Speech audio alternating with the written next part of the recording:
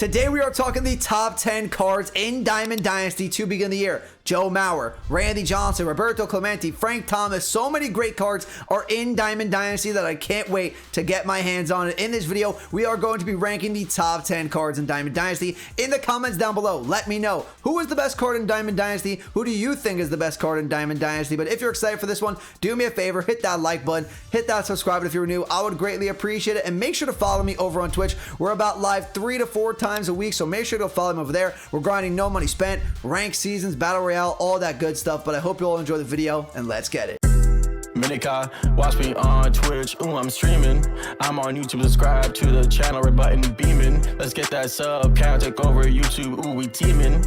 My content so high, ooh, yeah, I'm steaming. Ooh, yeah, I'm steaming. Red button beaming.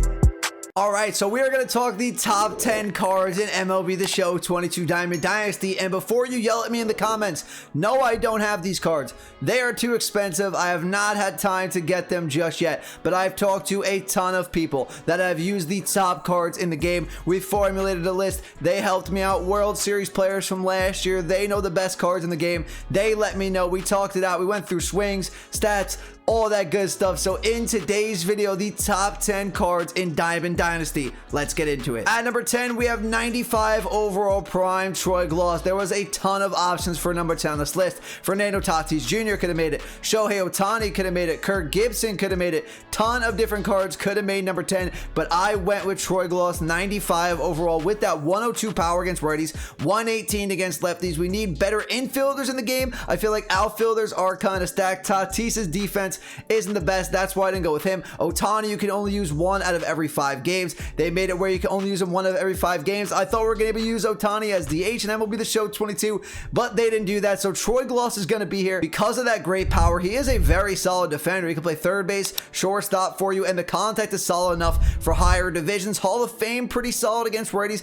but Legend, I haven't played on Legend yet, so I don't know the contact against righties. Might not be that great, but pitchers per 9 stats aren't that great either. So on Legend, Troy GLAUS still might have a decent PCI size. 54 speed, 85 fielding, 84 arm, 74 accuracy, 81 reaction time. Now, I didn't love Troy GLAUS's card last year, but people are telling me this card is good this year, so I can't wait to try him out. If you want to pick him up, he's in the Angels Live Series collection. At number 9, we have 96 overall Gary Carter. This is an elite catcher in the game, but he is the second best catcher in the game. Unlucky for Gary Carter this year, Joe Mauer is back in the game. Definitely the best catcher in the game right now is Joe Mauer. Elite lefty bat, but Gary Carter is not far behind. He is an elite catcher option. If you want to play him at first base, you can do that too. So if you're looking for a good first baseman, you have Mauer on your team already. Gary Carter can do that. Great power, 94 against righties, 108 against lefties, solid enough contact, kind of like Troy GLAUS. Last time, 72 contact against righties, 109 against lefties. He will get the job done behind the plate defensively as well.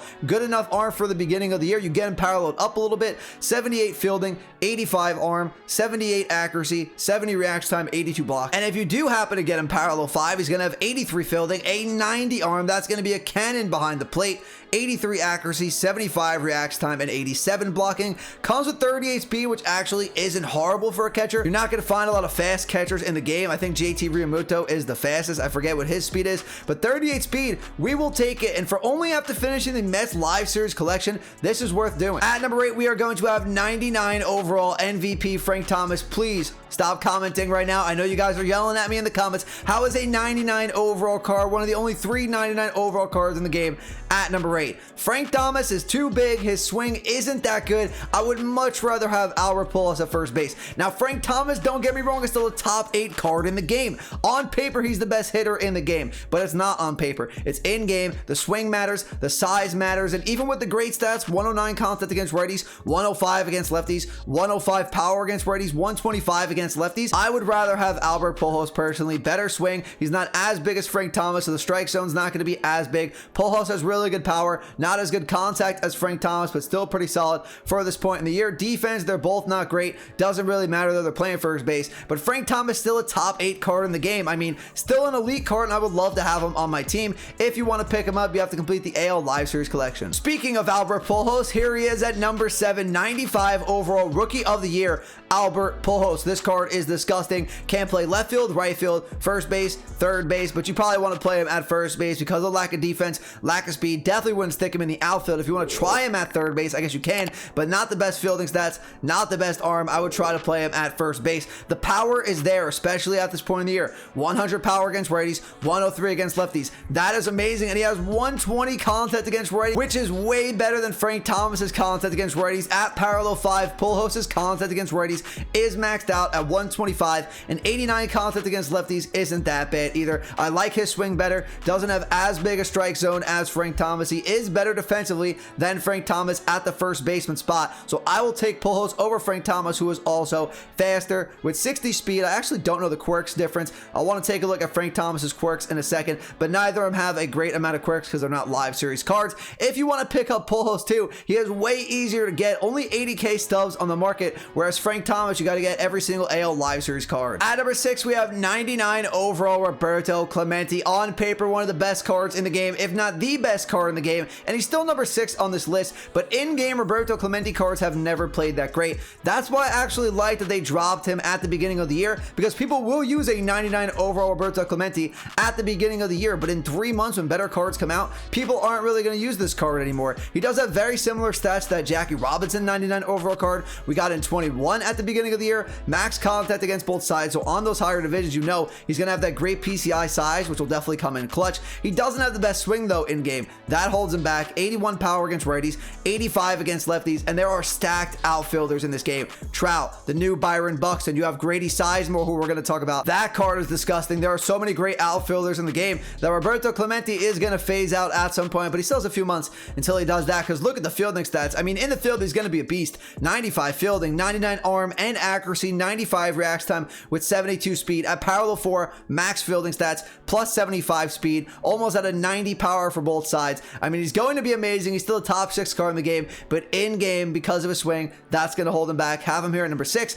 If you want to pick him up, he's in the NL Live Series collection. At number 5, to get our top 5 started, is a card that actually I've heard a lot of great things about. A card I didn't expect to be on this list, because I personally never use this card, but I have heard a ton of great things from former World Series players that swear that this Grady Sizemore card is an S+ tier elite outfielder, and I don't blame them, because he always did have a really good swing. He's a lefty bat. He does everything pretty well. Good power, good contact, good fielding stats, good speed, so I can definitely see it. So I'm going to go with their opinion here and put Grady Sizemore at number 5. I like the pick. He has all the stats to say that he'd be a really good card. 97 contact against righties, 75 against lefties, 86 power against righties, 80 against lefties. Fielding stats are going to be 88, 73 arm, 78 accuracy, 91 reaction time, then 80 speed, and 70 still. Very excited to get my hands on this Grady Sizemore card. Hopefully I try him in BR pretty soon, but the AL Central collection is actually not that expensive, so I'm going to try to pick him up sooner rather than later. At number 4, we are going to have the best outfielder in the game. Every single year, Live Series Mike Trout is a different animal. His Live Series card is always one of the best cards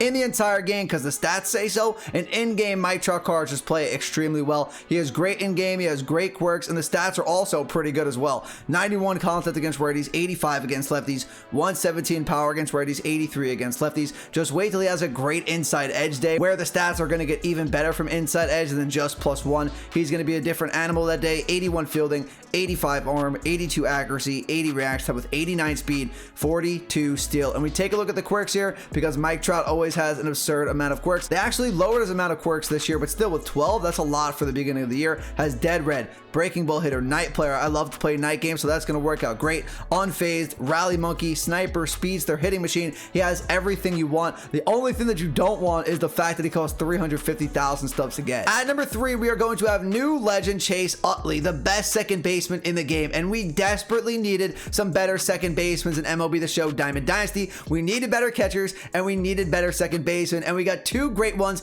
both in the top 3 to start the year. This 97 Chase Utley, lefty bat, really good contact, really good power, really good fielder, really good speed. All across the board, this Utley card is excellent. Probably going to be one of the best second basemen in the entire game all year, and I wonder when they're going to drop a 99 overall Chase Utley, because this card is going to be gross for the majority of the year. 102 contact against righties, 96 against lefties, 90 power against righties, 85 against lefties. Fielding stats for second base are amazing because the fielding and reaction time are the 2 most important defensive stats for a second baseman, because he's not going to have to make too many far throws. So 98 fielding, 97 reaction time. That's excellent. He's going to make every single play. So an 82 arm, 86 accuracy with 72 speed and 66 steal. This card is gross. If you want him, collect the NL East Live Series collection. At number 2, we are going to have Joe Mauer. And I feel bad for Gary Carter. Like I said earlier, that card is elite. And he would be the best catcher in the game if it wasn't for Joe Mauer, because this card is just on another level. New legend back in the game. Great lefty swing. Great contact. Really good power. Sneaky power behind the stats.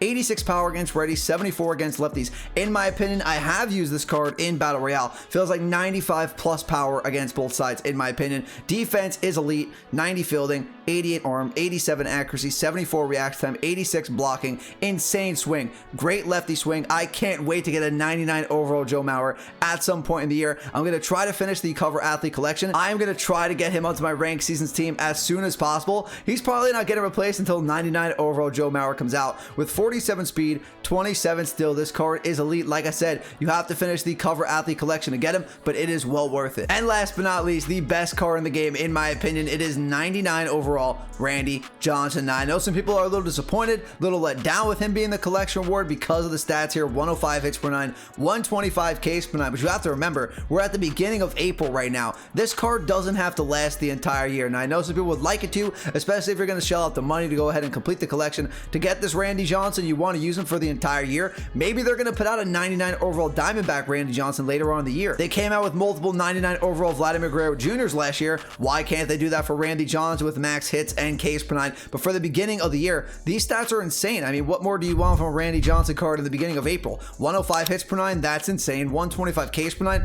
that's ridiculously good. He has a great pitch selection, 4-seam fastball, slider, splitter, slurve. His slurve is disgustingly good. 2-seam fastball, his pitch control, 5 pitches, all 80 and above at the beginning of the year. 80 on the slurve, 82 on the 2-seamer, 86 on the splitter, 99 on the slider, 97 on the 4-seamer. Pitch break is even better. 90 on the slurve, 92 on the splitter, 99 on the 4-seam fastball and the slider. And the best thing about him, he comes with outlier. We desperately needed good lefty starting pitching in the game, and thankfully they came out with a 99 overall Randy Johnson to help us out with that. A 99 overall Randy at the beginning of the year. I don't know what there is to complain about. Sure, he might not be good in 6 months down the road, but he is excellent right now and for the next few months. He's going to be great, I would say, up until at least August. So if you get him before then, you're going to be able to take advantage of his skill set. So if you want to pick him up, like I said earlier, he's in the live series collection. All right, everyone, that's going to do it for the video today. The top 10 cards in Diamond Dynasty. Let me know in the comments down below who should have been on this list, who should have been higher, who should have been lower. But if you enjoyed the video and you found it useful, do me a favor, hit the like button, hit that subscribe button if you're new, and I will see you all in the next video. Have a great rest of your day. Peace.